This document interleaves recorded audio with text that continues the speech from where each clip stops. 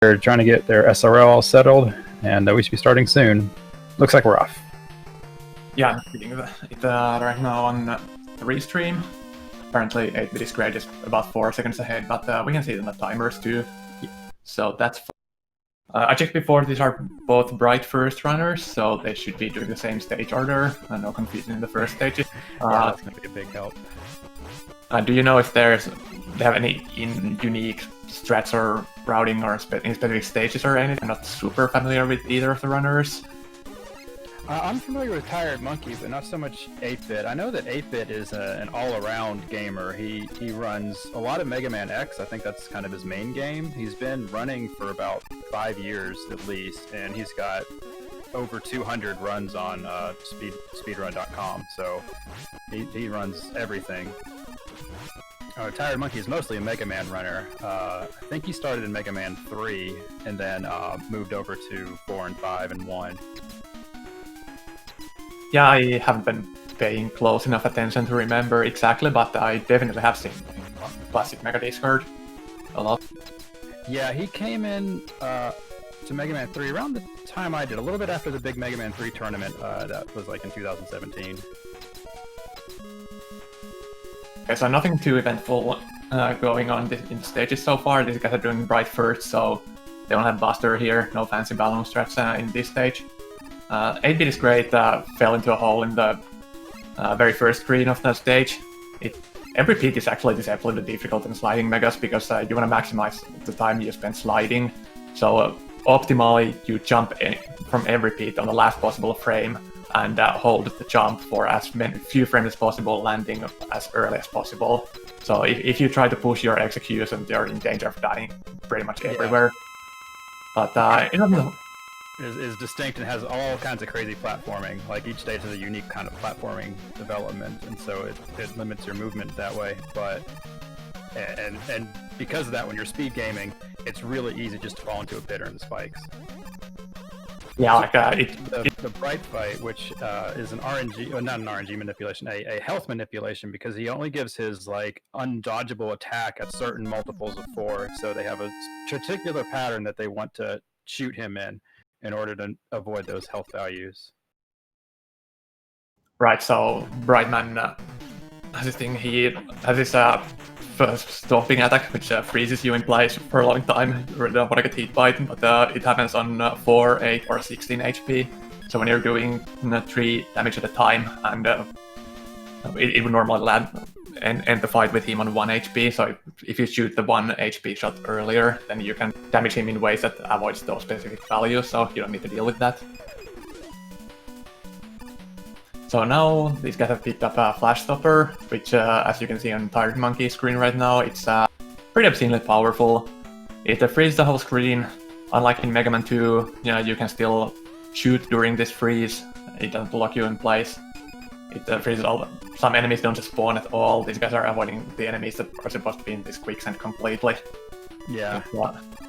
Although there's enemies that are moving, the less lag that you'll see, which is a very nice feature of the Flash Stopper. Oh yeah, it's a huge lag reduction thing. So lag reduction is enormous in Mega Man Street 5, because well, NES is an 8-bit console. It doesn't have specialized chips for sound or video or anything. It just does everything on one extremely underpowered chip. It has a CPU and a PPU, a picture processing unit, but yeah, that only helps with like pixelizing. Yeah, okay, yeah, I'm simplifying it a bit too far, but like as the main thing, like sound is actually pretty expensive to play, so music slows down the game a lot, and sound effects and everything on the screen.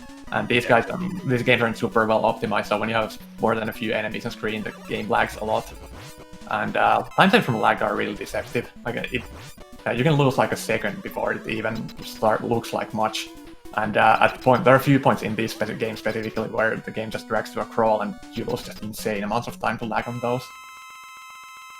Yeah, exactly. Like sometimes you want to shoot some leading bullets into enemies that are coming on about to spawn, but I would never shoot 3 at them because you really feel that. The Ferryman fight's, straightforward. You're just going to use Charge Buster whenever you possibly can. You want him to sit still and just fire at you like he's doing for Tired Monkey, but jumping around is a lot harder to hit him with, and it's really easy to miss a shot and to have to recharge, and that's the biggest time loss that you would face there. Also, we see Tired Monkey going for the animation skip here. So one thing is that in Mega Man 4, at the end of the stage, Mega Man does his animation where he walks to the middle, jumps, and gathers at the boss bubbles and such. If you're on horizontally on the exact same pixel that he ends up in, he skips the jump and just teleports to the middle. But if you also jump to the middle vertically, the animation plays, it saves like a second and a half. There are 2 stages where people try it in the RTA run. In Dive you can reach the middle because it's underwater, and in Farah you have this platform that raises you higher. So it's in the other 6 stages they won't be going for it. Yeah. Theoretically you could. It saves more than a menu does, and so a task would actually menu a balloon just to get the skip. The menu costs, the extra menu costs 40 frames or so, and so it saves more than 40 frames just to be at that animation skip. It's actually almost identical. A menu costs like a second and a half, and the time saving from the animation skip in a second and a half. The real time saving comes from the fact that, coming back to the lag reduction thing, when you pause exactly at the moment you kill the boss, it prevents the sound effect from playing at the same time that you have all these explosion bubbles on screen, which reduces lag by almost a second. So that's where the fun. So yeah, that's the real fun thing. Misspoke. It's 40 seconds to get the menu active, and then 40 seconds to deactivate the menu, or 40 frames to deactivate the menu. So it's about a second and a third. I have actually been messing around with doing that in Skull, and it's it's very much a botch. Like, no, you don't see any sane people doing it, but it's like is a good qualifier. But then it's like barely positive EV to attempt it if you have spent time practicing it because you find it cool or whatever. But it's not like a strategy you go for to save time. So health is really crucial in this stage because at the mini boss at the very end, you can do it faster if you have enough health to just run into it. But if you don't have enough health, he does 8 damage if you just run into him, or 4 damage if you wait for him to shoot. And so it looks like 8-bit has to wait there for him to shoot. The fight for Ringman is completely scripted, but it's really easy to get off script. So yeah, this kind of issue I always have with sliding Mega Man runs, because I want to spend the first stages talking about like the general mechanic of the game, but also the first stages in these games are really busy, and so I cannot just like choose one or the other. But the Ringman is really dangerous in that it's not super hard when you do everything right, but you take a lot of intentional damage, and in Mega Man 4 everything does insane damage on contact, so you always end the stage with the kind of HP these guys have, unless you just pick up random refills on the way. Yeah, you'll rarely have enough health to take a body hit from Ringman. Also, Ring is a super long stage, and there are places where you can die that cost like insane amounts of time. And when you die there, you're also really low on weapon energy, which causes more issues, so it's nerve-wracking to get through that stage. So Tired Monkey is opting to use Bright here. Bright is a little slower just because it doesn't reduce as much lag as Pharaoh would, because you can't kill as many of these ladybugs. Oh, and he takes a death. It looks like 8-bit is also using the Bright strat. So it looks like we have a lead change. Yeah, there are 3 different weapons you can use in the first part of the stage, and they're all pretty close to each other. And Pharaoh is, I think it's quite a bit harder than the other than Bright. Yeah, certainly in the first screen it's harder to use Pharaoh, and it's actually slower to use Pharaoh in the first screen, but it makes up for it in the second screen. So now 8-bit is moving on to the Crusher, the one of the most memorable things of this game if you ran it as a child. Like, this is like a completely new mechanism to this. Like, this is the first game that can actually just, force you into a barrier to kill you. So it's just kind of nerve-wracking, even as casually, and then as you're speedrunning, you have to have a certain path that you have planned out to get past Crusher, and 8-bit nearly got it, but he had a little bit of a trap at the end, but that was still a very good Crusher.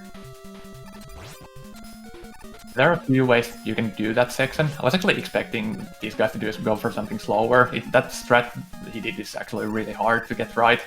And like at me and at least one other couple of other guys I know do this swag seep there, which is actually half a second slower, but it's easier and looks cool. Yeah, it's easier, but if you miss it, it could either kill you or you just completely lose the time save, and you would have been better off just going slowly. No, it's pretty safe actually. Oh, is it? I never had a good setup for it. Yeah, Shelly found one some time ago, and he used it in some relay or something. And not many people did because it's slower. Like, if you can do the fast strat, it's about half a second faster. T1redmonkey had a great pattern from Dust. Dust is the first like big RNG heavy boss that you can lose a lot of time to RNG, and there's not much you can do about it. If he does give you a suck pattern, he becomes invulnerable, but if you have enough health, you can smack into him. That does 8 damage to you, but it instantly stops him and makes him change his pattern. You see 8-bit take intentional damage there. And now he had trouble in the Crusher. No, why did he run out of ring? I'm confused. He died in the stage. Like, that's really common these days, is that the strats are routed so that you use almost all of your weapon energy, and because menus are extremely slow in 4, 5, and 6. Yeah. Sorry, I missed that change. Did he die in the Met room at the very end? I missed his death. Spike Oh yeah. He fell down there. I kind of forgot already. But yeah, he fell to the spikes. Okay, so they each had a death in Dust, and it looks like it cost 8-bit quite a bit more time because he was past the Crusher when he took his death. That cost a bit more, but is a very technical stage with the balloon movement.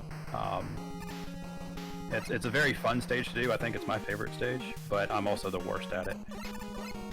Also, 8bitisgr8 is now on the one of the zip that everyone does in the game, which actually saves time. Yeah, that's it's tough when you're learning that because that zip will kill you if you mistime it, but it's pretty safe once you get used to it. Yeah, not hard. Also, we probably should talk about balloon mechanics at some point, because that weapon is crazy. Like, you might think it spawns a platform and then you can jump on it, but there are a bunch of interactions. Like, when you jump on it from below, it kind of like grabs you on it from quite a bit of far away. So if you place them exactly right, it can, like, well, you probably saw it on 8bitisgr8's screen now if you were paying attention. You kind of warp up a bit, and it speeds climbing up even more. And also you can place them into walls, and when it despawns, you still have an active hitbox to step on for 8 frames or something. 14, I believe. It's not the timing that's hard to get a wall jump, it's the placement. It's very easy just to get too close to the wall and throw it, and then you won't have a platform because it'll be completely in the wall, or if you're like too far away and it'll spawn. But yeah, it's like 14 frames, so it's not too bad. It's kind of in this game and Mega Man 1 because to jump up and shoot a platform like you do in Mega Man 1 with a magnet beam, the timings are just totally different, and so it's really easy just to confuse the two. Oh yeah, their item timings are different in every game pretty much. Yeah, exactly. I can't do Mega Man 5's arrow strats because I play this game. Yeah, I don't remember the exact number, I just remember it's really lenient. But again, like, you see the balloons are animated and they like compress when you step on them. It causes a ton of lag to have them on the screen, so putting them into walls whenever possible saves quite a bit of time there. So now that they're both in Dive Man, we have to talk about underwater sliding, which you cannot jump out of. For some reason, if you are behind a foreground tile, which water counts as, you can't jump out of your slide. You also see that sometimes you'll. It's hard to explain where you'll see it also in the run, but you can't jump out of a slide if you're behind water, or a ladder, or those moving waterfalls. Like anything that affects your vertical speed for some reason. You just have to have a very calculated movement. You have to know exactly where your slide's going to end if you don't plan on canceling it yourself. You can cancel by turning around, but that loses some movement. Yeah, it doesn't cost much if you're good at it, but it's such a minor thing in this run that generally the only people who like do it well are people who also run Mega Man 6, where the sliding mechanics are different and you just do it all the time. So one small thing I noticed, 8bitisgr8 switched to bright later than most people do on the first screen. And I've been wondering if he's routed it somewhere else, or if it's just a safety thing to have one spare, since normally you route all of them into the stage. I think apparently it was just a safety. Yeah, it looked like he just wanted to have that one spare, because he does switch to skull strats here, which saves you a bright at the expense of using exact ammo, because if you do skull strats there, and if you kill every enemy that you mean to kill, you will only have exactly enough skulls to do all the damage to dive, plus one extra skull shield to eat one of the missiles. Yeah, it's not super hard to avoid the missile, do the fight a bit slower, and hit the boss with all of them if you mess up one ammo earlier. But yeah, the normal routing in this stage, you use all your ammo on both weapons. And drill stage is another highlighting of the OP-ness of the bright stopper, or flash stopper as the actual name is. Yeah, the latter half of the 8 robots, basically all the stages are just you switch to bright and then you slide past everything. Also, the Drillman final room. The final room in Drillman is actually a great gauge of how good this guy's movement is, because this is one minor interaction that I don't think we spelled out before. When you have this everything frozen on the flash stopper, it's on a timer, but when you're sliding, it doesn't count down for some reason. So in this room that 8bitisgr8monkey is entering right now, you flash at the beginning, and if your movement is perfect, you can reach the boss door with it. For most people, if you like okay movement, like solid, it's gonna run out in this big jump. Yeah, so 8bitisgr8monkey is... he purposely waited for it to run out, so he knew exactly where it would. Because if he ran out in the middle of that jump, it can kill you. Yeah, it's often kind of awkward when it just when you can't anticipate when it happens. Like you press B too early and then you didn't flash when you thought, and then the rocks start falling on you anyway. And often I just mash during that jump. Me too. You can see a hint that the timer isn't running on Flash Stopper, because at the very beginning of the Flash Stopper, it flashes the screen. It alternates between bright white and black and bright white. And if you're in the middle of the slide, it'll stay bright white or black, depending on what cycle it's on. So if you can get a couple slides in while it's white, you'll know that you're chaining your slides very well. So the longer that you can keep that, flashing animation up, that's a good indication of the runner's movement. So it looked like 8bitisgr8monkey got one extra dive, but 8bit didn't. So you always get the first attack the same. It's always a dive, and so you count the extra ones you get. So yeah, Ahmad's confirming 8bit did not get any extra dives, but 8bitisgr8monkey got one. Yeah, Mega Man 4 is actually kind of notorious among NES Mega Man games. It has the highest RNG factor in any of them. It's mostly based on a few specific bosses that can take a ton of time, and we just saw that Drill is the major one. You encounter him twice again in the refight. Then there's one castle stage boss, and what else do we have?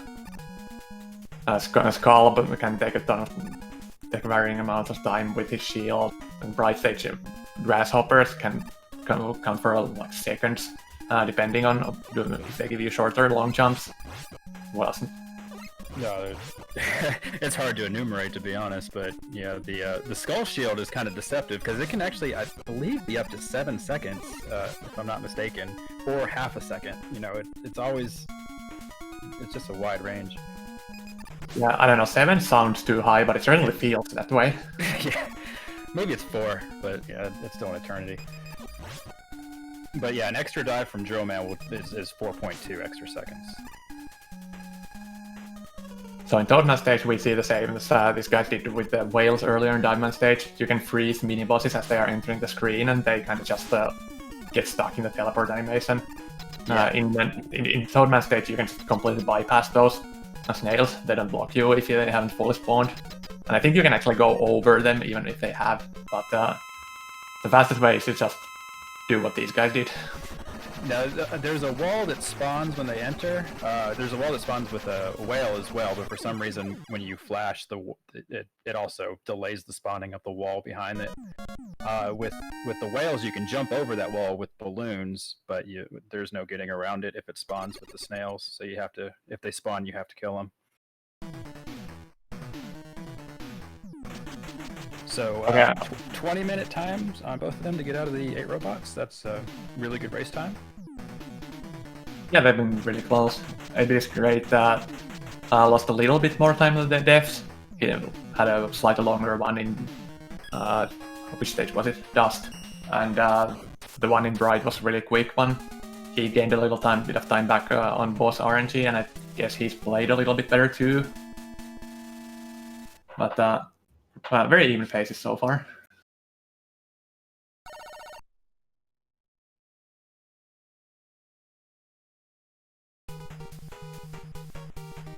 So there's a little hidden E-tank to the left of that screen. If you're, beginning running this game, it's one of the easier ones to grab. It'll cost you the least amount of time if you wanted to grab one before the Cossack 2 boss, which is a pretty common E-tank point. But looks like both of them have confidence that they'll be just fine without it. I had actually forgot about that. I maybe should be picking it up in my races. Yeah. So this is a really stressful screen, the checkpoint room of Cossack 1, because it's got two jumps that are like 4 tiles wide. So that's the same as like the balloon jump in the Pharaoh stage. And you're on ice, and if you're using like Bright as some runners do, like it's hard to know exactly when your Bright's gonna run out and everything. So there's just a lot going on. Like it looks like 8bit is opting to use Bright. It's a little safer, but I feel it's a little nerve-wracking too. He also couldn't menu to balloon fast enough because he was still in his Bright. Because you can't menu if you have a weapon on screen. But, Bright, it's 5 seconds before you can re-menu, because that still counts as a weapon on screen if the timer's running. Yeah, also one thing you wouldn't notice on the stream is that T1redmonkey didn't use Flash Stopper, and when you kill those skeleton dudes so that they crumble, which happens if you don't flash and don't use a charge shot, their hitbox actually stays active for a little while before they fully crumble, so you need to kill them well in advance. You can just shoot them right as you're approaching them. See, I'm not sure, does the hitbox like disappear, or is it like 1 pixel high? I'm not sure you can actually walk over them. I know when you slide, your hitbox actually leaves the ground. So if an enemy is right on the barrier, you can slide over them. You'll do that in dive stage sometimes with Bright Stopper, but I don't know if you have to slide through the Skull Joe. I don't know why you wouldn't, but it's just interesting. Looks like T1redmonkey's a little afraid of balloon usage, so he went up the right side to avoid using a balloon there. Or maybe he's just nervous about the balloon uses in that screen, because it is kind of tight placement. Okay, I was waiting to say anything before I saw what he switches to here. He's, I think, honestly, like, you could do this stage with Jet, and it's not that much slower. I was wondering if he was going to use some safe strats like that, but no, he's just skipping the first balloon jumps. Yeah, which is advisable. If you're having a little bit of trouble right before the race, that's an easy place just to, kind of lose your muscle memory, and it takes a little bit to build it back. Well, he's using a bit of non-standard balloons elsewhere. Like he used 2 in the room. Well, 8bitisgr8 is using 2 there, and 2. But more commonly, you would see 1 there, and also you would see an earlier switch to Dust than T1redmonkey did. So I guess he just concluded that he would use those balloons elsewhere. Yeah, the 2 balloons in that spike room saves an intentional damage. So if they're a little bit worried about taking damage to the boss, that makes sense. It is slower just because of lag. Like if you're running a lagless version of this game, like Legacy Collection, using 2 balloons there is the smartest thing to do. You get out of the room a lot faster. But with that extra lag, it eats into your time. The fastest strat there doesn't take damage, but it's pretty hard to. So speaking of RNG before, this is the worst RNG in the game. If I remember correctly, the fast sweep takes 2 seconds and the middle sweep takes 4. So in this kill, this guy appears on the screen twice. So the difference between getting no extra passes and getting all of them is 12 seconds total, something like that. So 8bitisgr8 got 1 and 2 sweeps. 8bitisgr8 got 3 and 3. 3 and 3. So, that's the worst possible thing. It's the only time that you don't want to see something fast on SpeedGaming is when, this boss. If it comes in fast, that's like the longest thing that can happen. so he's 10 seconds behind from that alone. Yeah, looks like it. No, sorry, 8. I can't math. And the RNG in Mega Man games and Capcom games in general are just, they're seeded based on frame count, so there's really no manipulation on them. It's not like you can like enter the room at a certain pixel or a certain music note or anything. It's no manipulations. RTA can happen. I don't think it's even on frame count, but it's just like standard number generator that keeps its internal state by itself. But in either case, like you just can't manipulate it easily. Nope, not without frame perfect play. So this is their auto scroller. I guess we've decided not to have a validation sequence for the races. Yeah, I was wondering about it before, but I don't know if someone else said something to the runners, but we haven't heard about it on commentary. Yeah, I pinged the mods about 2 hours before the race, and I don't think they responded, so we'll just have to trust that they wouldn't take the time to make a video. These guys are in the community. We'll know. Like their validations only for the heats. SRL is proving the race time. Okay, that makes sense, since they weren't doing SRL for the other races.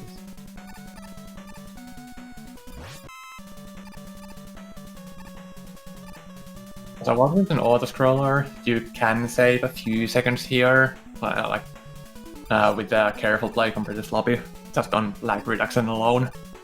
So you can see this guys do is avoid movement while there are a lot of objects on screen, kill these guys pretty quickly as they scroll on the screen, and so on. But nothing super advanced. The boss here is pretty interesting though. We're gonna use there are gonna be 2 of these cockroach robots coming onto the screen. We see some air walking on 8bitisgr8monkey screen. You swag for the viewers. He loses time doing that, so that was for you guys. So he gets a nice double there. This is the RNG of the boss, whether he shoots 1 orb or 4 little beads, like 4 little buster shots. The 4 buster shots lags the game, I think, over a second compared to the little orb that he could shoot. I've never looked into it, but I would believe that it's noticeable lag, and you can lose like half a second without it even being noticeable. So when you do notice it, you know it's a lot of time. Yeah, I mean, you can see how slow he's walking up the wall just because of shooting the 4 beads. If he shoots like 1 orb, he climbs that wall a whole lot faster. It's very noticeable. I wonder if 8bitisgr8 is having some controller. It's just that looked like he was trying to charge, but kept getting like small shots instead.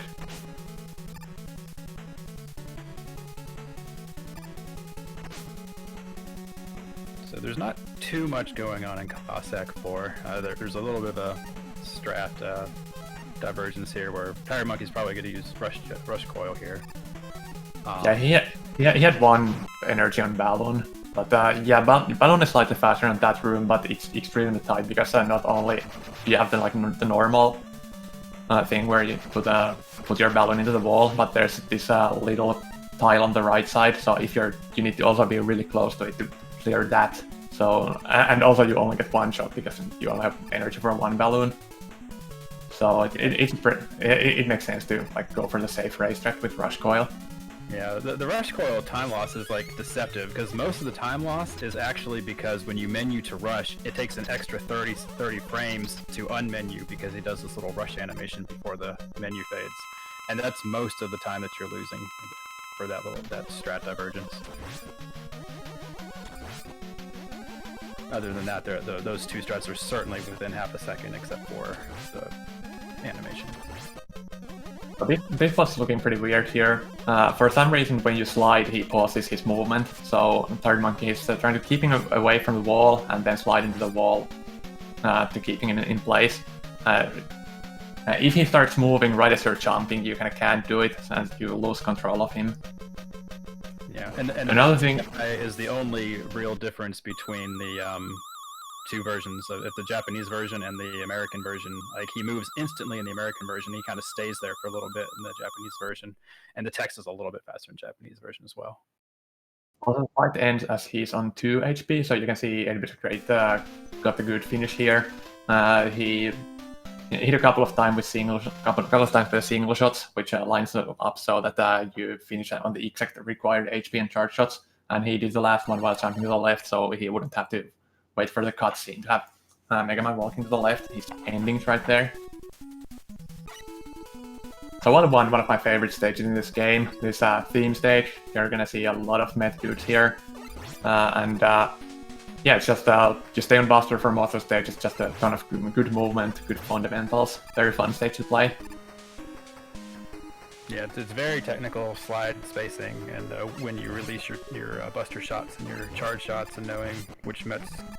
The 8bitisgr8 is a little bit late getting that Buster shot off, and therefore he had to jump that bullet. And that last met of the screen is super hard to do fast because it's such a tight window if you want to just jump up and land on this platform and shoot them. So most runners opt to just do an extra jump to jump and shoot them before they do the jump to the platform. Yeah, there are a lot of invisible details here, like this jump that 8bitisgr8 is coming to, like killing these two guys. You need to kill the second one at the apex of your jump onto the first platform, so you have just enough time to charge your shot for that one spinning met on the ground right after without slowing down. And there are a few more details like that in the stage. It's just a really tight movement everywhere. Yeah, and you would have to triple shoot these spinning mets up. 8bitisgr8 opts to just jump over them. He loses a little bit of time that way, but it's a good, EV calculation on his part probably, because he'd be likely to lose about 2 seconds if he just accidentally smacked into him instead of killing him quickly. Also, there's an underwater section, so if you do go for slide cancels, there's an opportunity to do a few of those. So here's a boss that's kind of combined RNG and really tight execution. You can do a long jump or a short jump, and if you play really well, you can do 4 shots on a short jump and 6 on a large jump, and he takes 14 total, so you need 1 long jump to finish him in 3 cycles. But getting the full shots in can be really hard, especially if you get a short pattern as the very first one. So 8bitisgr8 missed 1 shot there, and he got the exact required 1 long jump, so he had to take an extra cycle. Oof. 8bit got pinched in the corner there. If he had to do 1 more damage to that boss, he would have been, squished. I think he would have gotten the slide out of there, but well, I don't know, at least he could have got it. It's a really tense place there. Yeah, I think he menued to check for E-tanks at that point. Yeah, he ended did. up not having one.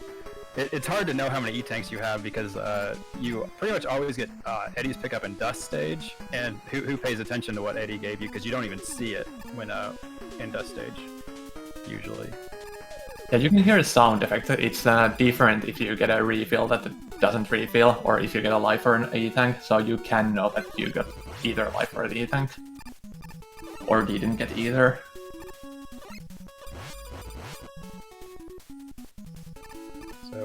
So this is Rush Jet the stage. Rush Jet's a lot less OP in this game than it is in Mega Man 3. But I believe if you routed this with balloons in this particular stage, it would be faster, but you just don't have balloons at this stage. They're more valuable in the earlier Cossack stages. If I remember correctly, it's very marginally faster, because there are a lot of rooms where you want to be able to shoot to kill enemies to save time and save lag. So Rush is kind of well suited here, but yeah, you have so much better balance elsewhere that it's here's a bit of kind of academic. he's gonna shoot a rain flush right as the boss spawns. As his health is filling, if you do damage to him, it actually instantly fills his health up to 28 minus a little bit, and it just fills up that last little bit. And that saves so much time in this game because the refills are so slow that it's actually worth the extra menu to rain flush. Also, T1red Monkey opted to use an extra menu to shoot this guy with drill. For some reason, when you shoot him with drill, his hurt box vanishes, so you can just stand inside his body and shoot the little gem with the ring. It's a very safe fight, and it loses only about a second. Yeah, it basically loses the menu and one iframe, which is like 2 seconds total or something, which I don't like. I go for the 2 because it's really hard to get execute that fight so that you don't lose that time again by just taking damage somewhere while trying to fight him on the platforms with the ring. Yeah, I don't do it in runs. It's fun to practice to do that, but it's not. it's a little scary to do in a race or a run. Yeah, I occasionally try it in practice and see how well I do, but it's, I've never been even close to like concluding that it would be worth to try it in runs. So this is where the runners have to do a bunch of counting of their menus, like trying to figure out how many rings they've wasted up to here and everything, so they know exactly which pickups to get for each weapon. Because the ammo routing is very tight at the end of this game, because it's very easy to be low on dust, and you're going to kill Pharaoh Man with 14 dust shots, because Pharaoh Man's actual weakness is the flash stopper, but it's actually incredibly slow. It makes it very easy, but you have to wait out 28 or 27 iframes, and it's, very slow.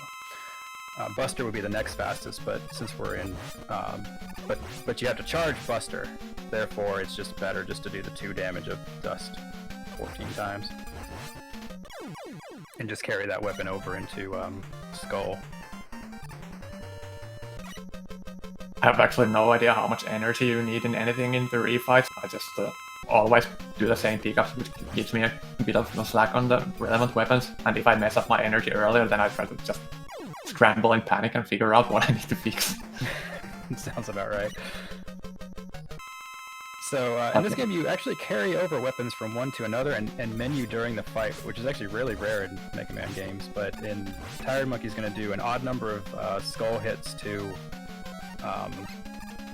Right Man, and that's going to let him do the 4 damage with each of these rain flushes and never hit that multiple 4 that would allow Right Man to flash you and do that indodgeable attack.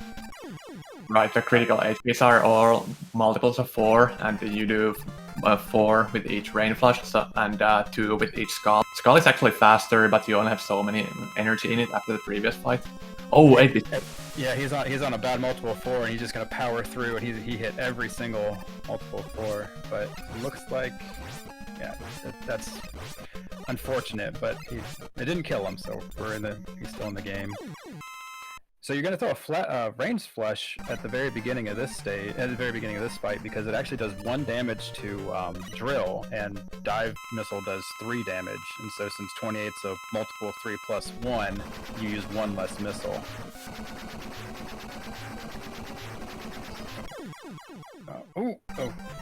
Getting But that was a DK. Double KOs actually favor you. He does not have to refight drill. Oh man. Certainly a time loss, but it fills up his health, so he's got that going for him.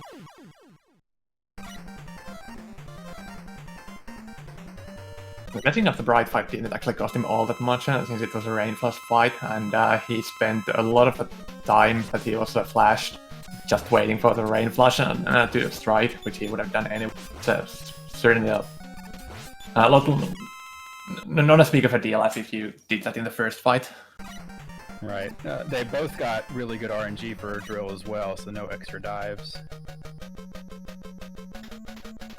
So 8bitisgr8 also just slightly missed ring quick, because if you're like just a frame too early in hitting a ring with the like floating orb thing, it is just 1 damage, and it's the fight is really tight. Fortunately, I have the stream muted, so I don't get to hear the nice sound effects of Ring hitting the skull machine. The skull machine's another one where you get a fast refill by doing damage to the boss while his health is filling up. The drill is a two-phase weapon, so they will do the last final bit of damage to the skull with the first phase of drill, and the second phase, the explosion, is what actually hits the hitbox of the next phase. And so it does that fast fill. Yeah, so if you do damage during the fills, it just skips the rest of the animation and starts to fight immediately.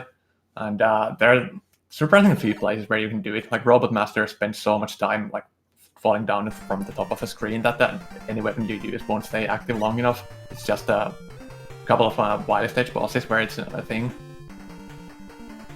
Yeah. Okay, so 8bitisgr8 has enough of a lead going into the final capsule fight that it's his fight to lose, but this is a very easy fight to mess up. Like, you can see how little energy he has, so if he isn't careful with it and uses up all of them, you don't really have any backups here. I think Ring does 1 damage, and 1 damage uses 1 ammo, and he has to spawn in very particular locations. And you can only Also, hit him once per phase, per cycle. Also, when you go for those double hits, it's really tight to get the second hit in. Okay, but, GG Tired Monkey with his 40-31.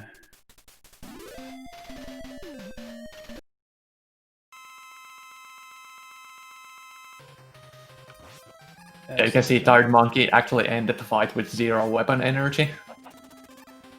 Yeah, so he risked that last shot, but... oh. Yeah, he seemed to be aware of the situation. Like, he was careful not to use any extra. Like, there are strats you can do here to conserve it. It's just the issue is that if you start doing that, you also take a lot of damage and you can just die. Yeah. So that was an incredible race. Like, within 20 seconds or 25 seconds or so, that's very impressive. Because there's so much in this game that can, really add up in your time losses, that to see a race just this close, that's a treat. Yeah, this guy's what is this? It's like a minute and a half. Wait, not even that. Not like roughly a minute and a half over their PBs for both of them, which is like they took a couple of days. That's like half of it. So a really good pace throughout the run. Yeah, so there are a lot of spots in this game to die and lose like 2 minutes. So all the races one and done. The top 32, which is the what we're in now, is one and done. Top 16 is also one and done. But then when you get to the semifinals or quarterfinals, semifinals, and finals, those are going to be best out of 3.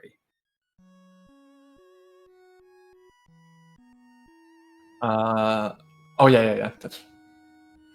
It does a bit unclear if quarterfinals were going to be, like semifinals at least were, but apparently challenge says best of 3 for quarterfinals too, so. Yeah, that was a new decision, I believe, but once they finalized the brackets, that's when they chose that. So that was our first race of the top 32. Tired Monkey will be going on to face either Slurpy Ninja or Ohan, the winner of that race. Yeah, so that's Seed 1 versus Seed 32, so honestly, it's pretty like it's Ohan. I hate to disrespect Slurpy because I love the guy, but Ohan is the new world record holder, so... Yeah, so Slurpy is a monster in some other Mega Man games, but this isn't his main one, so has a huge uphill battle there. Ohan and Slurpy are going to play on Sunday. What is this time zone conversions? 6 hours earlier than this one started. So the schedule for the rest of the weekend is we have 2 races tomorrow, but a lot later, and then we have a whole bunch of them on Sunday throughout the day. It's do you have the link somewhere on the stream? To the challenge page? The match schedule. Oh, match schedule. I don't have it up. I'm sorry. I can try to find Okay. it. Yeah, we got it in chat. So there you can see the upcoming ones.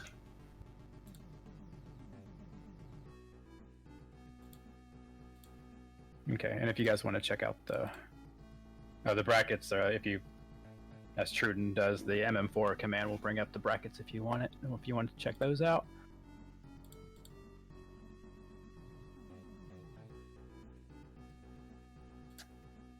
Yeah, I was just about to ask where you got the information on our commentary Discord.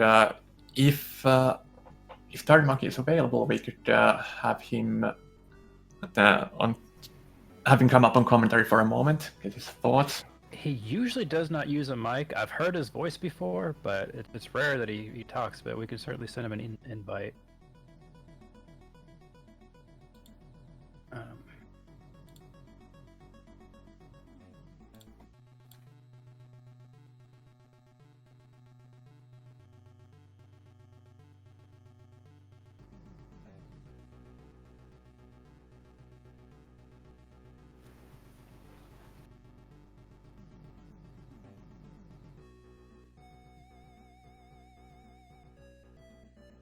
Did you get the link to him? He said on SRL that he's coming.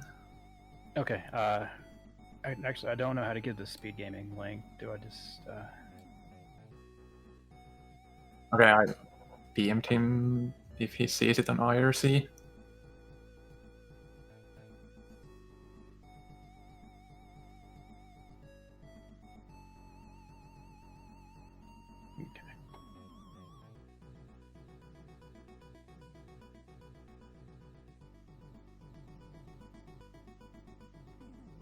All right, so I sent an invite on the on Discord. We'll see when he jumps in here. I'd like to hear him because I don't get to hear his voice much. Okay, we have Mario Kart coming up in 12 minutes, so we'll just do a quick chat with him.